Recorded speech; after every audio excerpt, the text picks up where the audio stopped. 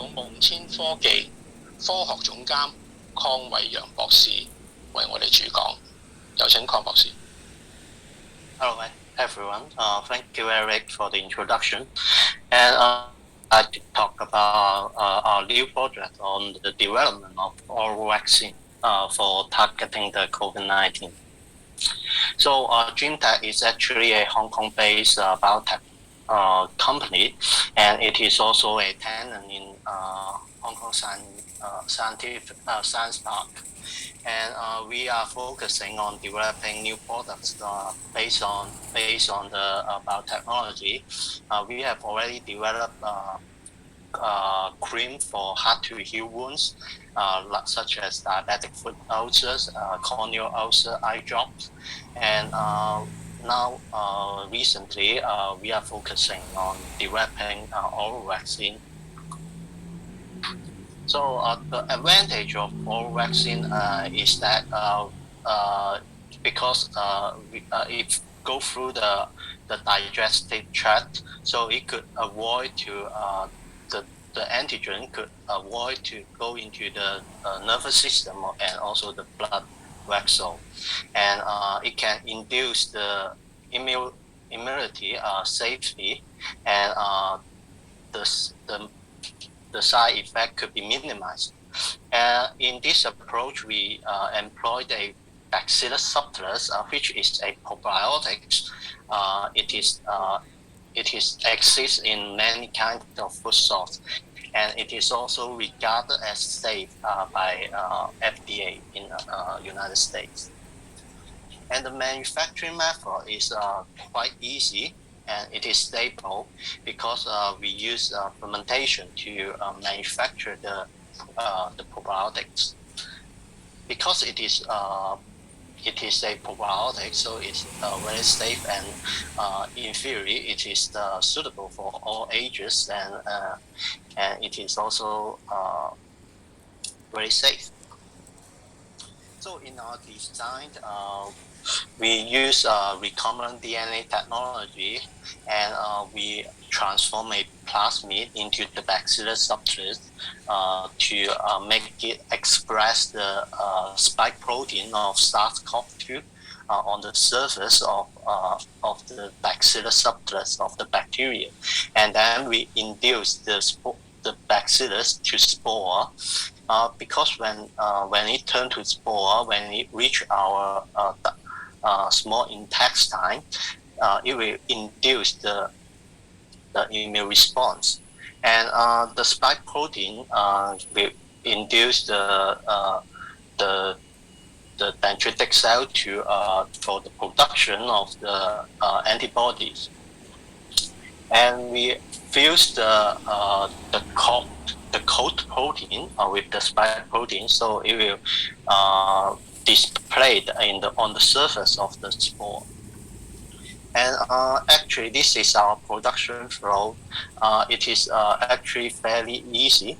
By using fermentation, we could express the bacillus, and the bacillus could cultivate into a large quantity, and then we induce it into spore, and then turn it into and then do the freeze drying to turn it into powder form, and then we validate the bacillus by Western blot, and it showed that the spike protein is actually expressed.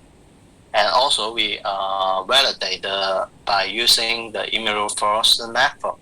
And as you can see on the right bottom corner, the green dots are showing the fluorescent signal. That means the spike protein is actually expressed on the surface of the spore.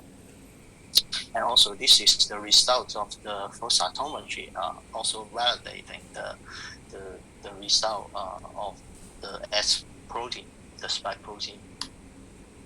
And then we did a bioassay in vitro with the dendritic cell. The spore could stimulate the secretion of some cytokines that can trigger the immunity, such as TNF-alpha and various of interleukins. And then we collaborate with the Chinese University of Hong Kong for animal tests for the efficacy of checking the antibody. And we also collaborate with Kwong 醫學實驗動物中心for the toxicity test. And it's so that the results show that it is very safe and there are no toxicity. For the efficacy test in CUHK, the mice were fed on day 1, 2, 3, 14, 15, 16, and 28, 29, 30 days. And after that, we extract their blood on day 8, 22nd, and 38. And it showed that the antibody is significantly increased on the serum, and also on their waist, there are also IgA level increased. And this antibody is the neutralizing antibody against the spike protein of the SARS-CoV-2. And then we collaborate with the Hong Kong Metropolitan University for preliminary tests on human, and we recruit several volunteers for pilot study on the oral administration of these bacillus spore. On day 0, 14, and 28, they took 1 billion of these spore, and then after 27 days, three people were detected. The antibody was significantly detected, and after 42 days, all the volunteers, their antibody level in their serum were also significantly detected. And their serum were also were used to perform a neutralization assay against the pseudovirus that were expressing the spike protein. And we found that their serum could prevent the infection of the pseudovirus. And for wild type spike protein, and also the D614G spike protein. And for this technology, we have already applied the Chinese patent and also the PCT patents. The advantage of the oral vaccine is that it is very safe, and because we use the probiotic, the manufacturing cost is very low, and it is very safe because it is a probiotics, and it's already regarded as safe by FDA. And then but the GMP production process need to be developed. In Kwong, we already obtained a GMP certificate for manufacturing the probiotics. For such development, we also publish in the medical journal Vaccines, and we also got nomination by the Edison Award and Geneva Inventions, and also were reported in WHO and various medias. At the same time, we are also like to develop a supplement for boosting the immunity against COVID-19.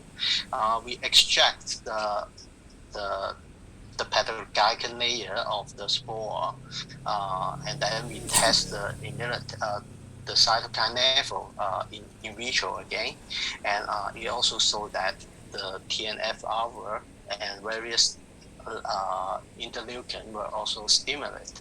That means that the peptidoglycan layer were also very effective in triggering in boosting the immunity. At the same time, we also sent the peptidoglycan layer to the Guangdong Medical Laboratory for the analysis of the toxicity, and it showed that it is also very safe. And then we collaborate with a hospital in Iran, and this is actually a published result, and it will publish in the next month. And they were the volunteers were asked to take 3 capsules containing 10 billion of the bacillus spore, and after 27 days, 22% of people developed the antibody, and after 42 days, 65% of people also developed the antibody against the spike protein. And now we are trying to obtain license and various certification for this supplement. Hopefully, we can launch this supplement in near future.